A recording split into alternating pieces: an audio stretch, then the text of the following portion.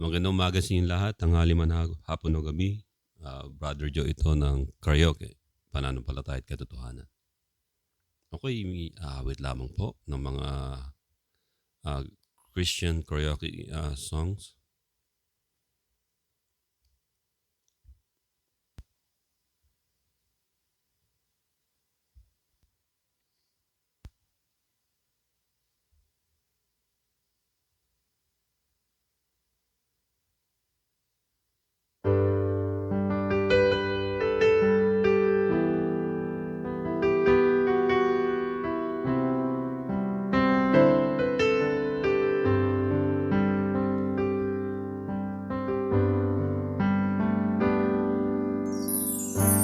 Lord, I come to you. Let my heart be changed when you flowing from the grace that I found in you.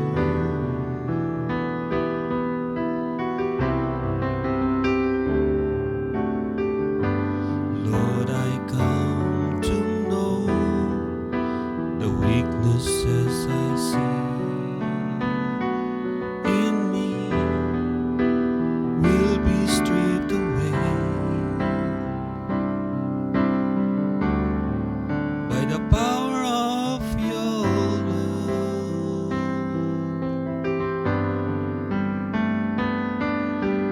Hold me close, let your love surround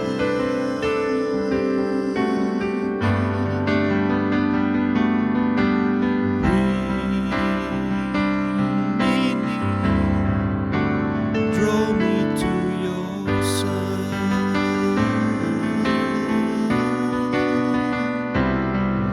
and as I wait, I'll rise up like the eagle, and I will soar with you. Your spirit leads me on in the power of your love.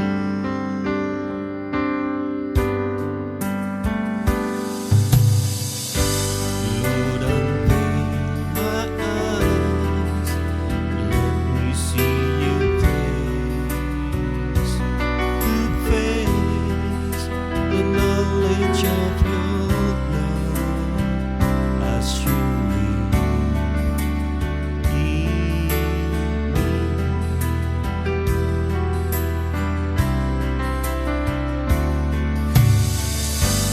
Lord, renew my mind as your will unfolds in my life, living every day by the power of your love.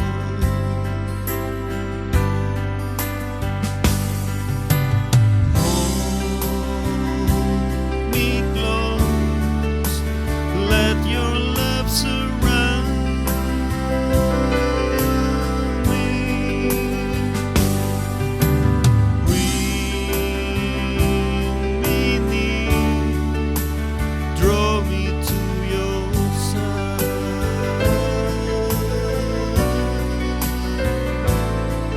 and as I wait, I'll rise up like the eagle, and I will soar with you. Your spirit leads me on in the power of your love, and I will soar with you.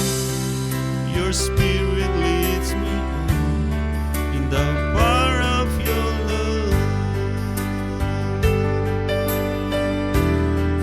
and I will soar with you. Your spirit leads me on in the power of your love.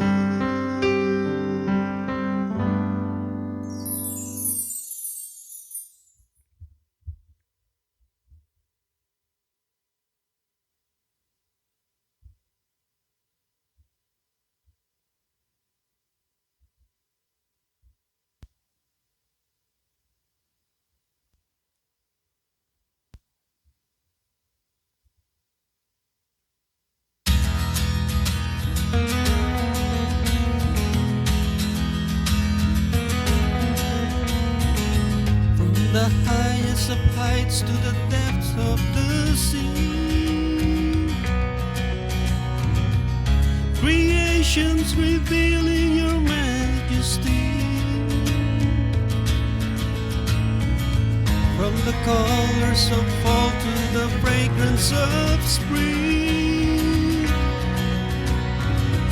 every creature unique in the song that it sings, all exclaiming, indescribable, uncontainable. You place the stars in the sky and you know them by name. You are amazing, God. All powerful, untamable, awestruck we fall to our knees as we humbly proclaim. You are amazing, God.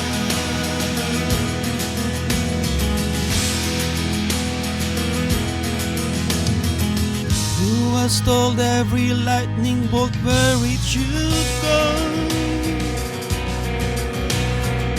Or seen heavenly storehouses laden with snow? Who imagined the sun gives sources to its light,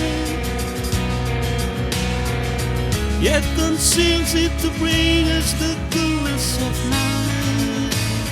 None can fathom, indescribable, uncontainable.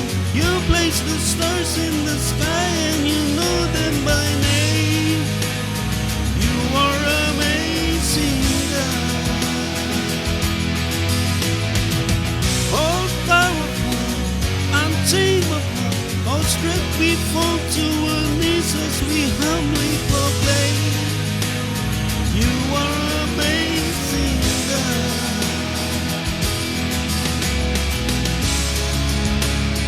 You are amazing, God.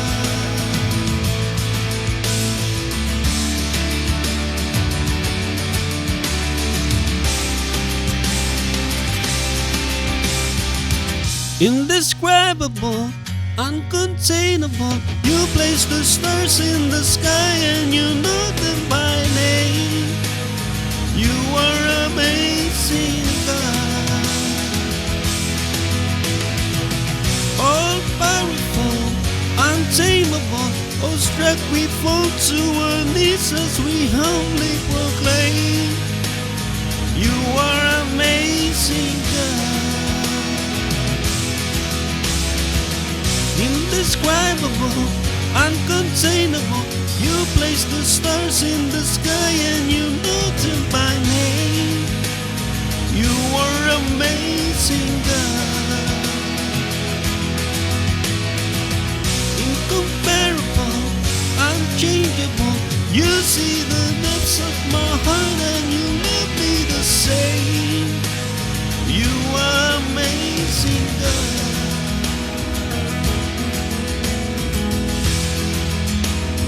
You are amazing, God.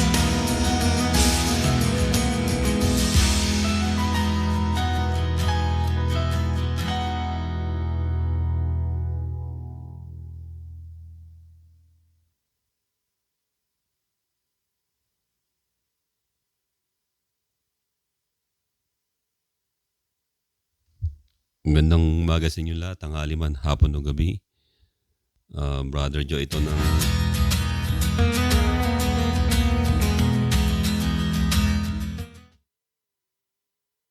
at kayo po ay napapanood nyo ako rito sa small YouTube content ko. Alam nyo, weather dito malamig na. Pati lalamunan ko ay stiffen na, makunat na yung yung lalamunan sa lamig. Pero kamusta na kayong lahat dyan? At alam ko yung mga nangyayari sa Pilipinas din ay ganun at ganun na lang lagi ang nangyayari.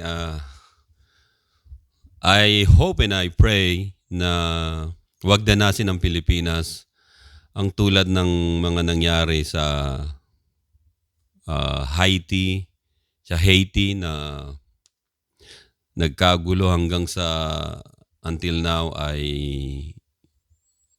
naghihirap na bansa at naway hindi mangyari din sa tulad sa nangyari dun sa Syria and Gaza, yung Pilipinas.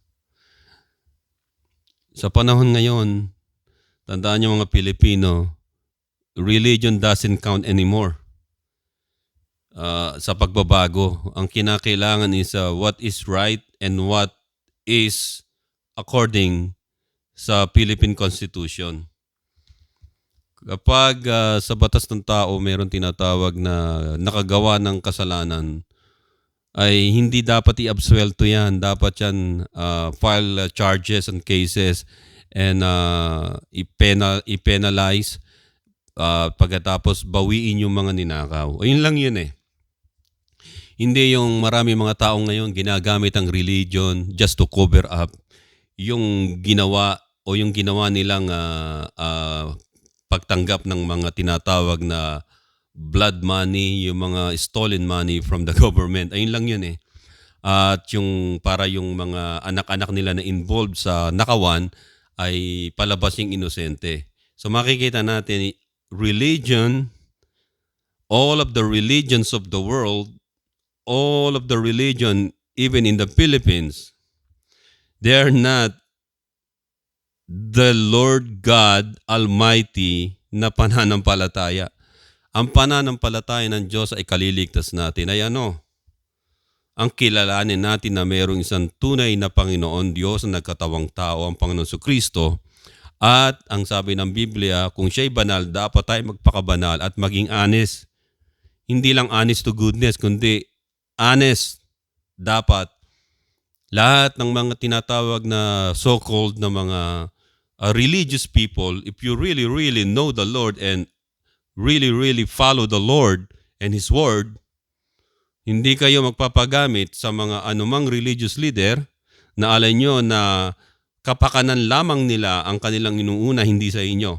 At pagkatapos niyan ay wala na.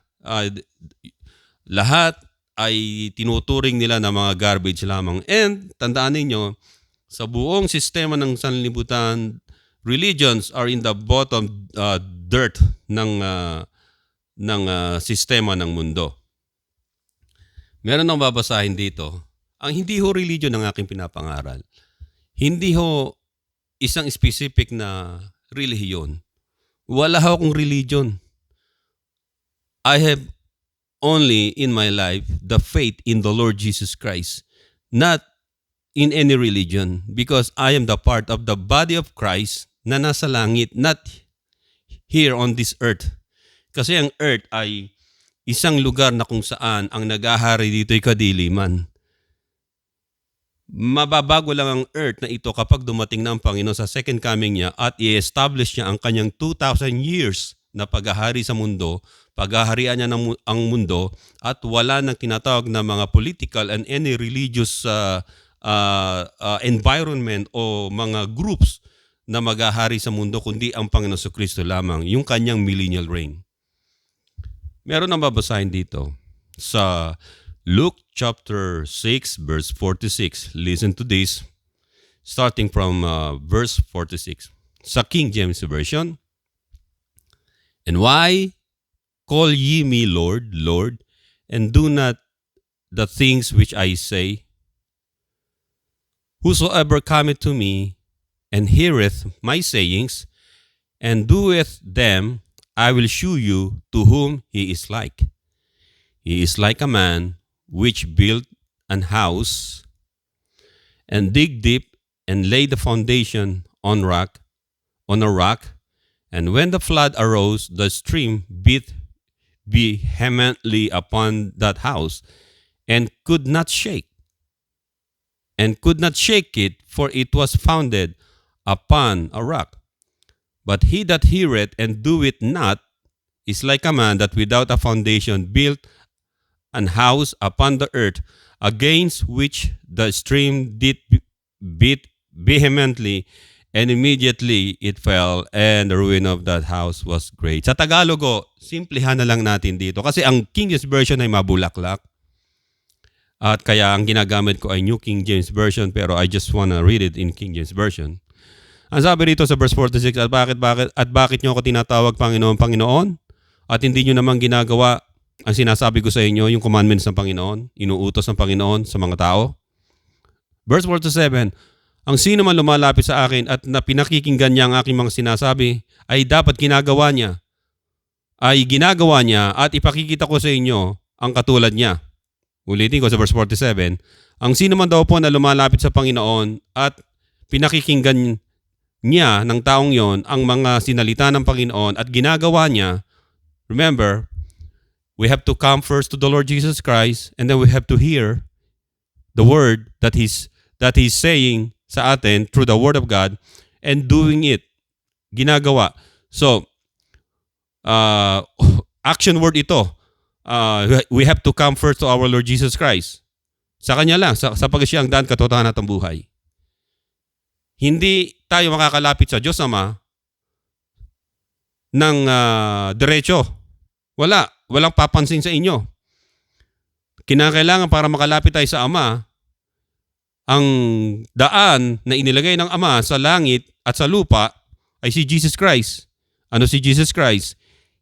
Siya ay ang salita na nagkatawang tao at ang salita ay Diyos na nagkatawang tao. At siya lamang ang daan, katotohanan at ang buhay. John chapter 14 verse 6.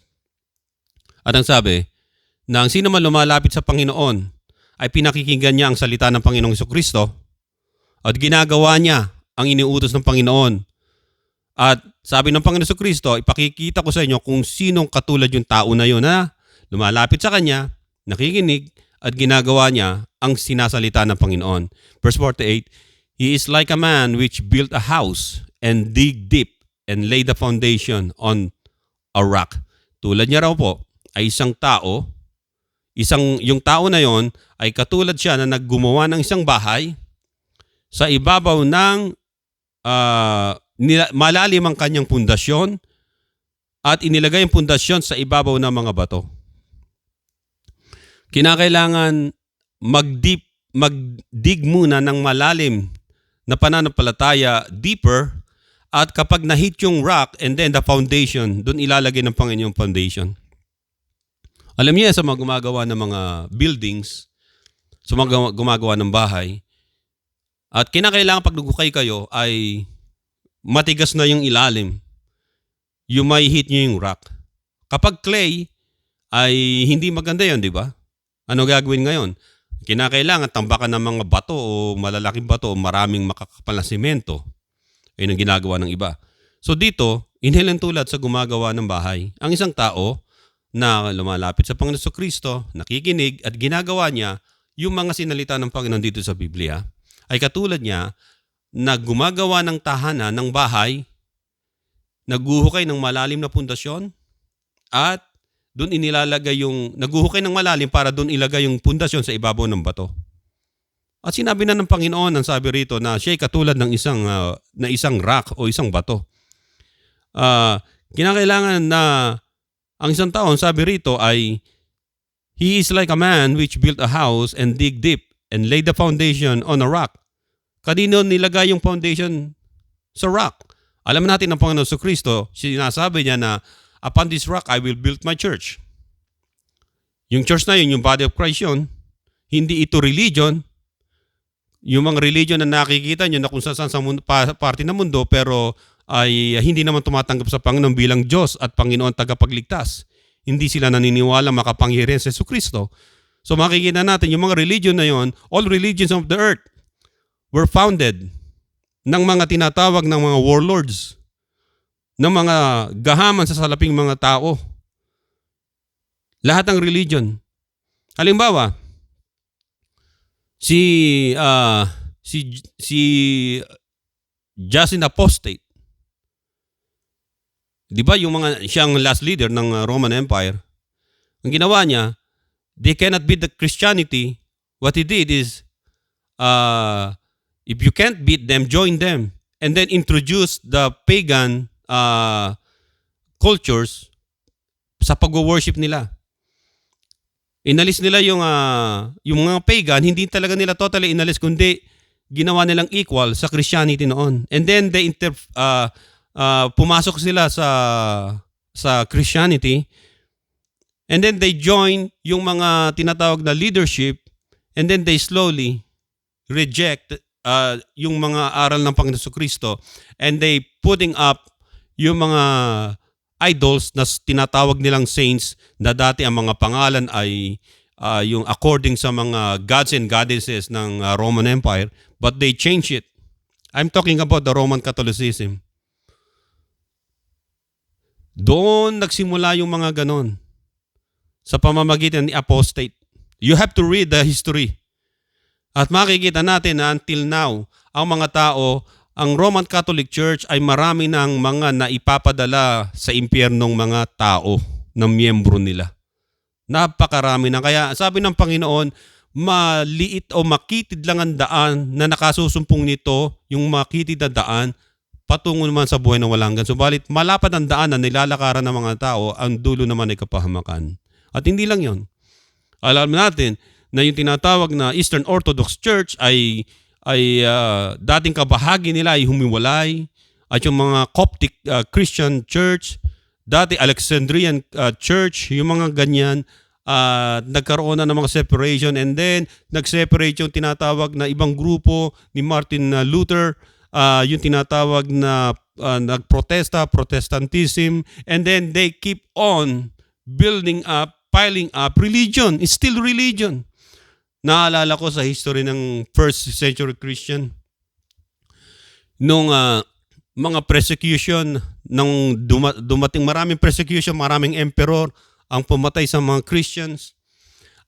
Isa sa pinakamatindi si Diocletian also. Mababasa niyo yun doon sa history ng Christianity, at pinagpapatay niya mga Christian.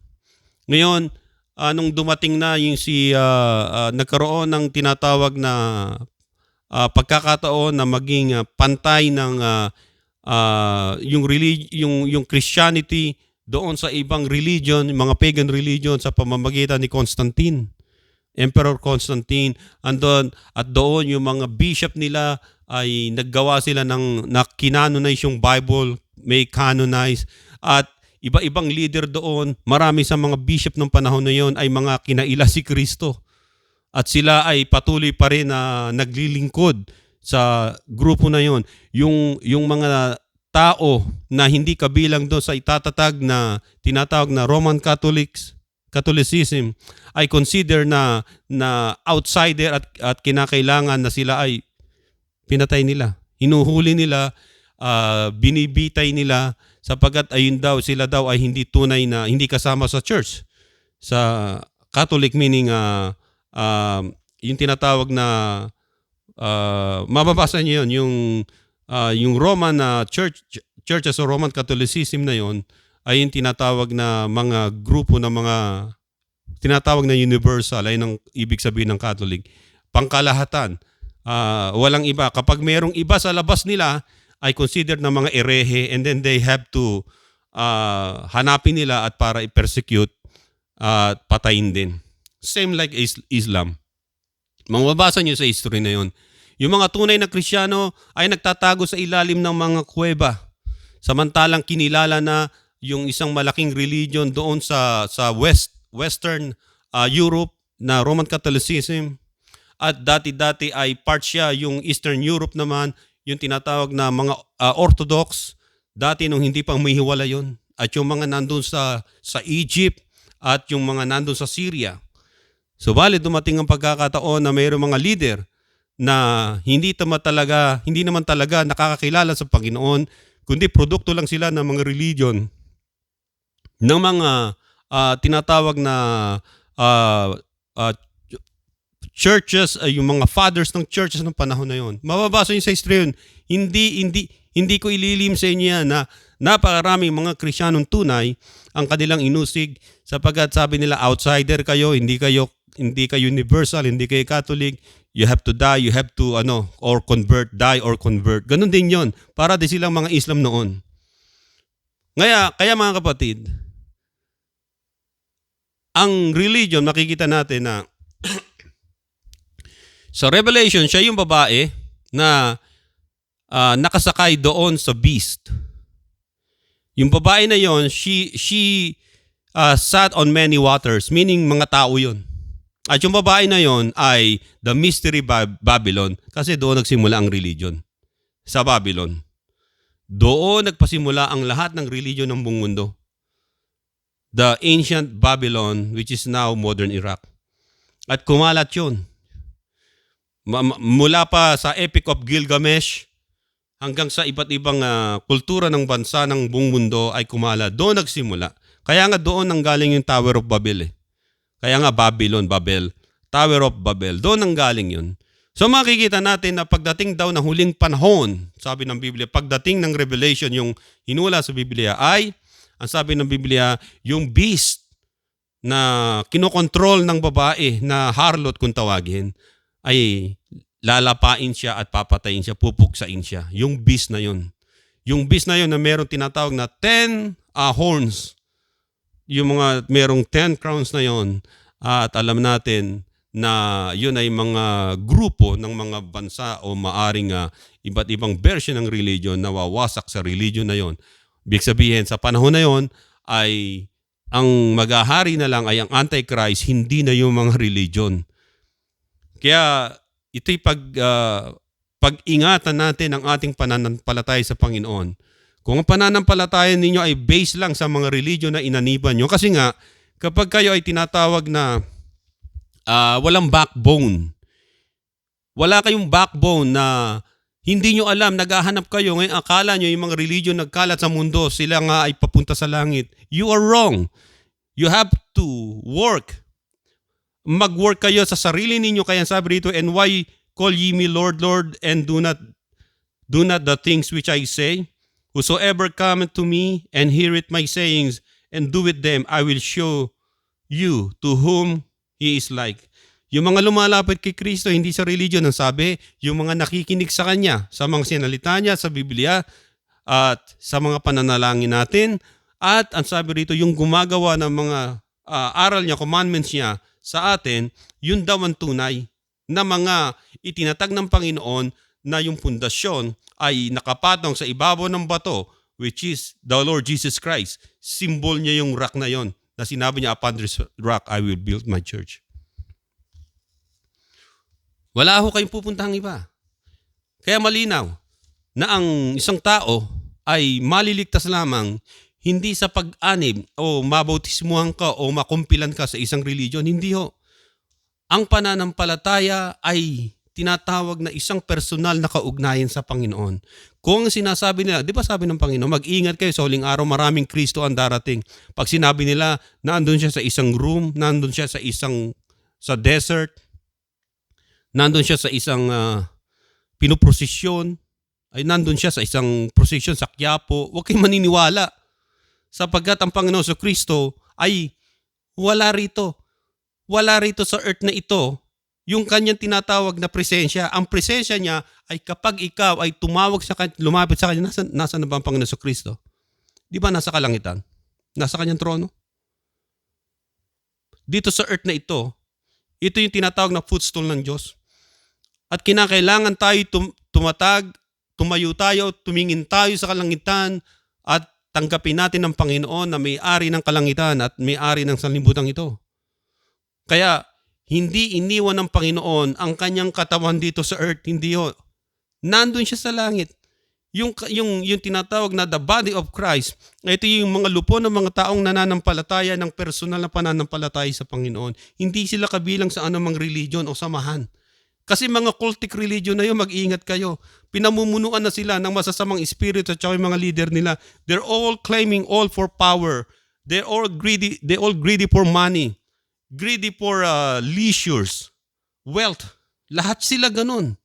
Hindi nyo naisip, hindi lang Roman Catholics, hindi lang Iglesia ni Cristo ni Manalo, hindi lang Jayael o kay Kibuloy, kundi ang lahat ng mga religion na itinatag ng mga tao na meron tinatawag na mga uri ng mga leadership, religion sila.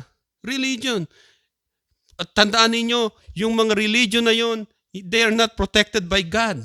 They only protected by the constitution ng isang bansa. but not by God because they're not belong to God.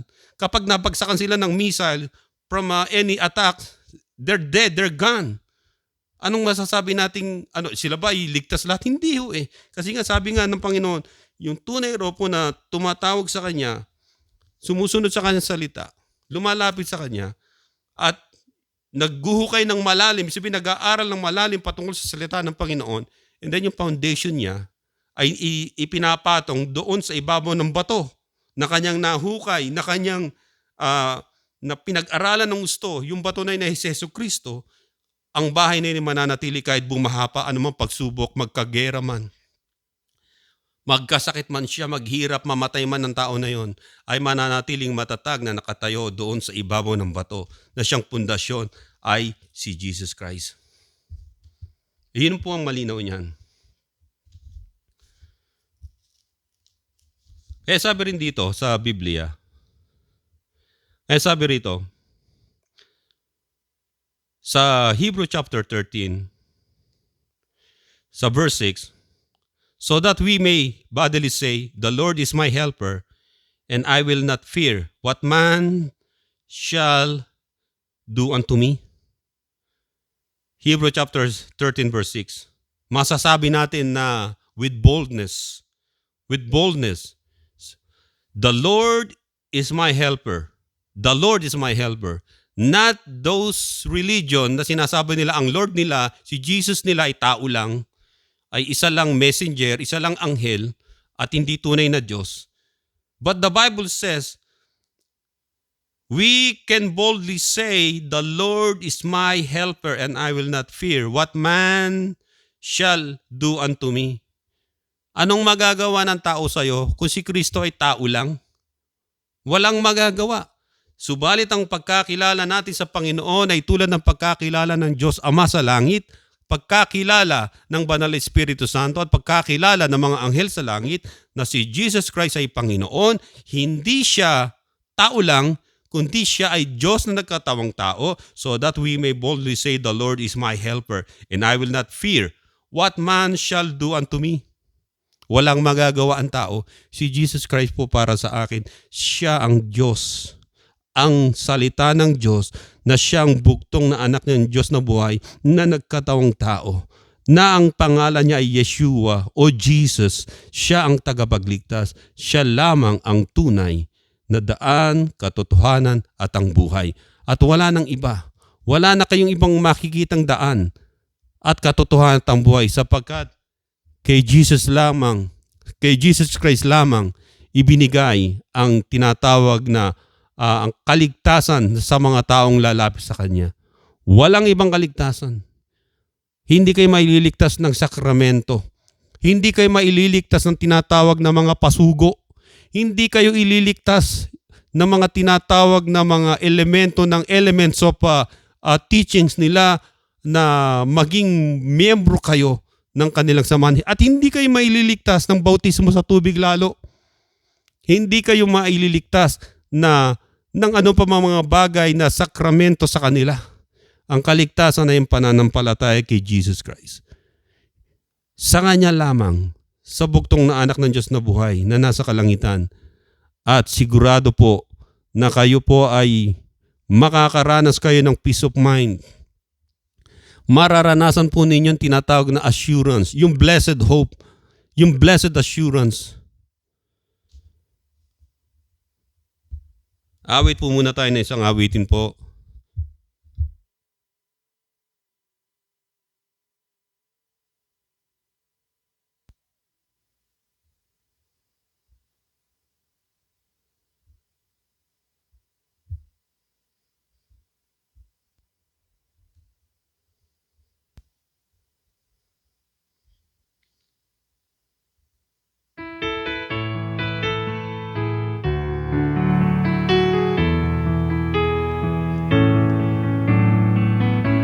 Above all powers, above all kings, above all nature and all created things, above all wisdom and all the ways of men, You were here before the world began. Above all kingdoms, above all thrones, above all wonders the world has ever known, above all wealth and treasures of the earth, there's no way to measure what you would.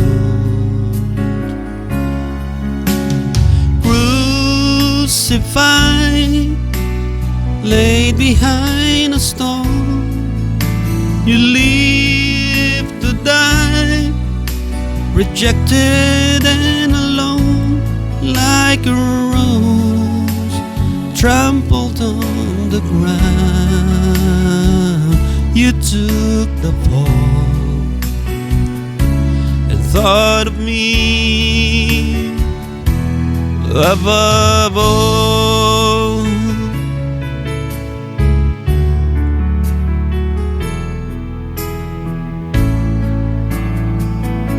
Above all powers, above all kings, above all nature and all created things, above all wisdom and all the ways of man.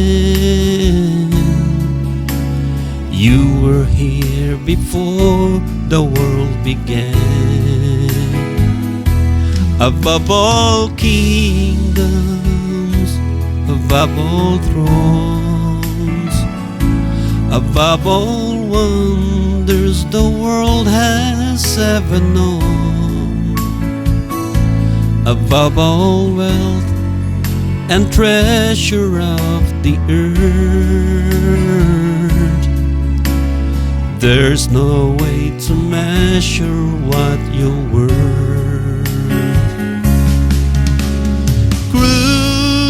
Crucified, laid behind a stone, you live to die, rejected and alone, like a rose trampled on the ground. You took the fall and thought of me above all. You were crucified and laid behind a stone. You live to die, rejected and alone, like a rose trampled on the ground. You took the fall and thought of me above all, like a rose trampled on the ground. You took the fall and thought of me above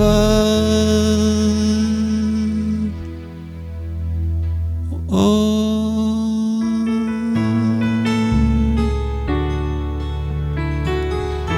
This is one of my favorite songs also. Glory to God. Glory to Jesus our Lord.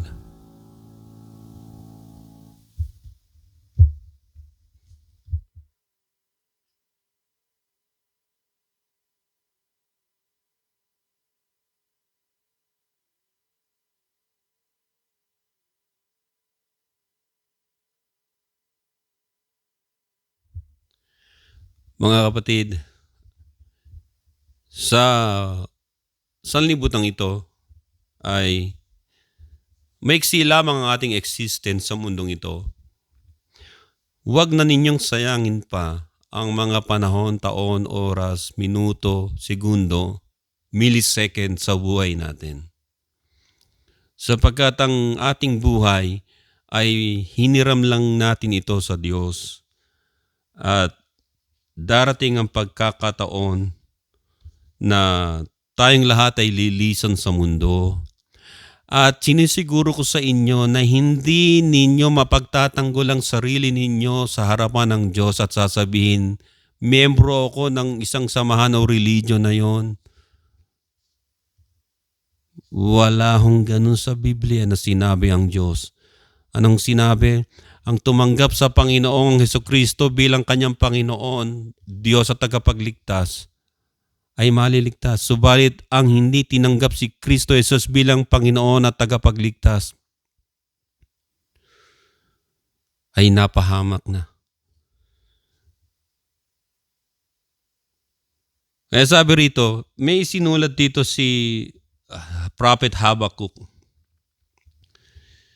Dito sa chapter 2 sa verse 1, sabi niya, I will stand upon my watch and set me upon the tower, and I will watch to see what he will say unto me, and what I shall answer when I am reproved. And the Lord answered me and said, write the vision and make it plain upon tables, that he may run that readeth it. For the vision is yet for an appointed time, but at the end it shall speak and not lie. Though it tarry, wait for it, because it will surely come. It will not tarry. Makikita natin dito yung mga sinabi ng Panginoon, pinangako niya na siya muling darating. Ang sabi po ng Biblia na ang Diyos ay sinagot ang kanyang mga propeta at sinabi na ang vision na yon, ang pangitain na yon ay magaganap. At sabihin mo sa kanila, ang vision na yon, ang pagdating ng araw na yon, ang sabi ay appointed time. At ang sabi, at hindi ito nagsisinungaling, ito ay magaganap. Anumang sinilita ng Panginoon ay babalik at babalik ito na may kabuluhan. Hindi ito salita na kung saan ay nag-bounce back lang, nag-echo lang. When God said something, when God said na siya'y darating muli at hahatulan ng mga tao sa kanilang mga gawa at ang mga walang pananampalataya sa Panginoong Kristo, hindi tinanggap siya bilang Panginoon at Diyos ng kanilang buhay, ay sila, ang sabi rito, ay mapapahamak sa pagdating ng araw na yon. Mga kapatid, yun ang katotohanan. Walang ibang paraan para tayo ay magkaroon ng tinatawag na different way o different kind of way para maligtas. There is only one way. John chapter 14 verse 6, sinabi niya na isa lamang, na siya lamang ang daan, katotohanan at ang buhay, at walang makakaparoon sa Ama kundi sa pamamagitan niya lamang. Hindi tayo makakahanap ng tinatawag na pamalit o replacement sa Panginoon Kristo. Hindi ang religion na tinayo ng taong mga makasalanan, taong mga mandurugas, mandorobo, tao na kung saan ay ipinanganak ng kanilang nanay at tatay na merong nanay, tatay at lolo at lola. Si Jesus Christ lamang po ang nag-iisang daan, katotohanan at ang buhay. Siya lamang po ang tinatawag na the begotten Son of the living God. At wala na pong iba. Wala nang iba. Kaya malimit kong laging idinidiin na ang Panginoong Kristo lamang ang siyang daan, katotohanan at ang buhay, sapagkat ay sinasabi ng Biblia. Wala na pong iba. Hindi ka na po makakahanap ng anuman, sapagkat si Jesus Christ lamang po ang ibinigay sa silong ng langit na sukat nating ikakaligtas. Kaya sabi rito sa John chapter 14 verse 1, let not your heart be troubled. Ye believe in God. Believe also in me. In my Father's house are many mansions. If it were not so, I would have told you, I go to prepare a place for you. And if I go and prepare a place for you, I will come again and receive you unto myself, that where I am, there ye may be also. And whither I go ye know, and the way ye know. Thomas said unto him, Lord, we know not whither thou goest, and how can we know the way? Verse 6, John chapter 14, verse 6. Jesus said unto him, I am the way, the truth, and the life. No man cometh unto the Father but by me. Walang sino mang tao na makalalapit sa Ama kundi sa pamamagitan ng Panginoon. Walang tao na maaring lumapit. Walang tao na maaring maniklod sa Ama.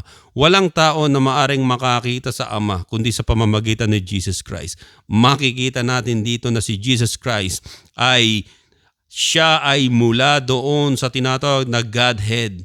Kasama niyang Ama. Kasama niyang Banal Espiritu Santo. At si Jesus Christ lamang po ang nakakakita ng eksakto na kalagayan ng Ama. If He is only a man like you, like us, hindi tayo makakarating. Kung si Jesus Christ ay sinasabing tao lang, hindi siya pwede maging tagapamagitan sa Ama.